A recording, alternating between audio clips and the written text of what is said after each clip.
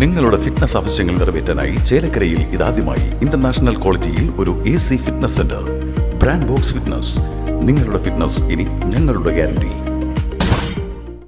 ചെറുതുരുത്തി ഭാരതപ്പുഴയ്ക്ക് കുറുകെയുള്ള റെയിൽവേ പാളം പുനർനിർമ്മാണ പ്രവൃത്തികൾ ആരംഭിച്ചു. പ്രവൃത്തിയുടെ ആദ്യഘട്ടമെന്നോണം പുഴയിലൂടെ താൽക്കാലിക റോഡ് നിർമ്മിച്ചു.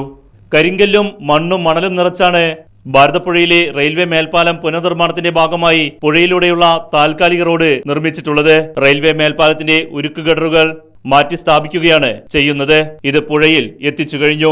ഉരുക്ക് ഗഡറുകൾ ഉയർത്തിപ്പിടിപ്പിക്കുന്നതിനായി വലിയ ക്രെയിൻ സംവിധാനങ്ങൾ കൊണ്ടുവരുന്നതിനാണ് പുഴയ്ക്ക് കുറുകെ താൽക്കാലിക റോഡ് നിർമ്മിക്കുന്നത്. റെയിൽവേ മേൽപ്പാലം പുനർനിർമ്മാണത്തിന്റെ ഭാഗമായി താൽക്കാലിക റോഡ് നിർമ്മിക്കുന്നതിനാൽ വെള്ളം ഒഴുകിപ്പോകാനുള്ള പ്രത്യേക പൈപ്പുകളും സ്ഥാപിച്ചിട്ടുണ്ട്. റോഡ് നിർമ്മാണം പൂർത്തീകരിച്ച് പരിശോധന നടത്തി അനുമതി ലഭിച്ചാൽ യുദ്ധകാലാടിസ്ഥാനത്തിൽ റെയിൽവേ മേൽപ്പാലം പുനർനിർമ്മാണം പൂർത്തിയാക്കുവാനാണ് ലക്ഷ്യമിടുന്നത്.